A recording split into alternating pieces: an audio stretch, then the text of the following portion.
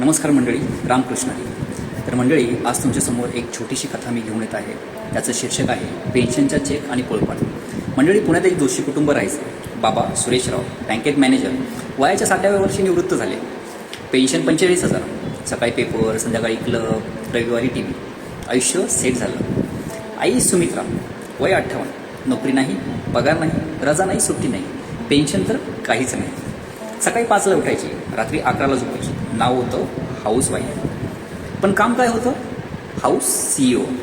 मुलगा अमेरिकेत, मुलगी लग्न होऊन मुंबईला. घरात दोघंच, पण आईचं काम तेवढंच. निवृत्तीनंतर 2 वर्षांनी बाबांना हार्ट अटॅक आला. 3 दिवस हॉस्पिटल. आईने रात्र जागून सेवा केली. बाबा घरी आले. डॉक्टर म्हणाले, आता पूर्ण आराम, काम नको. बाबा आराम करू लागले.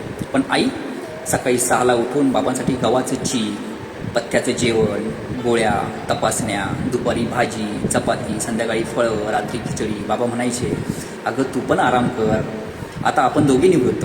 आई हसायची, अहो तुम्ही बँकेतून निवृत्त झाला, मी आईपणातून कधी निवृत्त होऊ?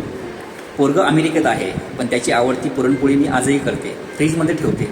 वाटतं कधीतरी येईल. पोरगी म्हणते, आई नको करू त्रास, पण तिच्या बाळणपणात मीच 3 महिने खिचडी शिजवली. तुम्ही आजारी आहात, तुमची औषधं कोण देणार?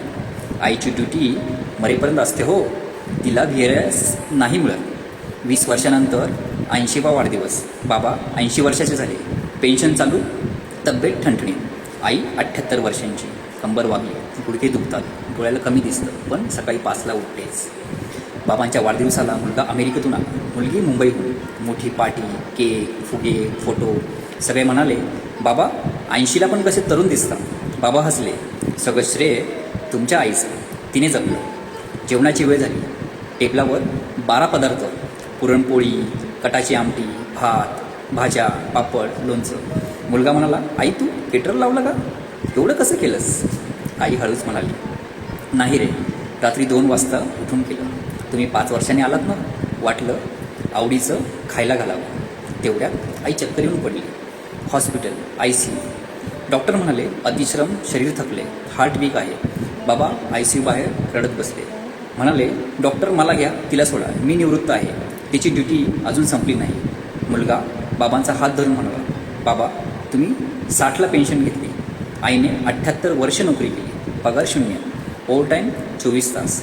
आणि आजही ती रिझाईन करत नाही, कारण आई या पोस्टला रिझाईन नसतंच.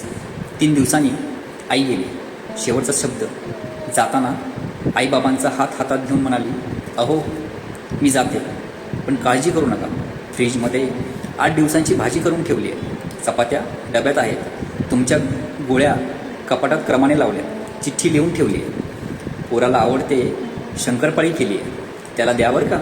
आणि हो, तुळशीला रोज पाणी घाला, मी नाही टाकू शकणार आता. बाबा हमसून रडले.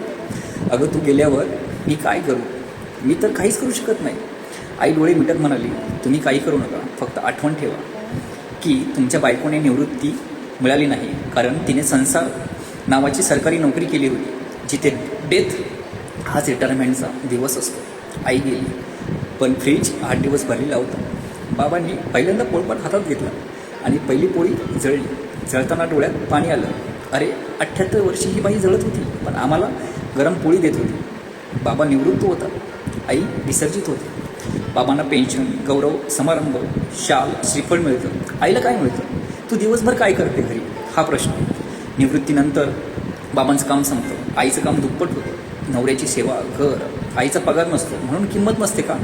जर आईच्या 24 तासाचा कामाचा पगार मोजला तर महिना 1 लाख होईल. खूप 15,000, मोलकरीण 8,000, नर्स 25,000, टीचर 20,000, मॅनेजर 30,000. आई, पण आपण तिला फुकट समजतो. माझी आई काहीच करत नाही. सगळ्यात मोठं खोटं, ती सकाळी उठून तुमचा डबा करते, तुम्ही ऑफिसला जाता, ती गोळ्या देते, म्हणून बाबा 80 वर्ष जगतात. ती दिसत नाही, पण तिच्यामुळे घर चालतं. 20 दिसत नाही, पण 20 गेली की कळतं. आईला रजा हवी असते, पेन्शन नाही. आईला महिन्यातून 1 दिवस सुट्टी द्या. तिला म्हणा, आई तू झोप, मी जेवण करतो. ती 40 वर्षे तुमच्यासाठी राबली, तुम्ही 1 दिवस तिच्यासाठी राहा. तिची निवृत्ती तुम्हीच देऊ शकता. मृत्यूनंतर फोटोला हार घालू नका, जिवंतपणेच हाताला फोड येऊ देऊ नका. आई गेल्यावर मिस यू आईचा स्टेटस टाकू नका. ती जिवंत आहे तोपर्यंत तिच्या हाताला पोळपाट घ्या, आणि तिला मेल्यानंतर स्वर्गात पोळपाट मिळत नाही, कारण तुम्हाला पोळी करता येत नाही. शेवटचा मंत्र प्रत्येक मुलाने वाचावा. बाबा रिटायर होतात तेव्हा बँक पेन्शन देते. आई रिटायर होते कारण तिला मरण पेन्शन देते. बाबा थकले की आराम करतात. आई थकली की स्वयंपाक करते कारण पोटाला सुट्टी नसते. जगात एकच अशी नोकरी आहे जिथे डेथलाईन म्हणजे डेथ. ती नोकरी म्हणजे आईपण. आजच घरी जा, आईच्या हातातली कब्बशी घ्या. तिला म्हणा, आई आजपासून तू निवृत्त, कारण तू 40 वर्ष आमच्यासाठी काम केलंस. आता आमची ड्युटी. मंडळी, ही कथा वाचून डोळ्यात पाणी आलं असेलच तर ते पाणी वाया घालू नका. आजच आपल्या आईला फोन करा. 3 शब्द बोला. आई दमलीस का? बस तिची 40 वर्षाचा थकवा 3 शब्दात जाईल.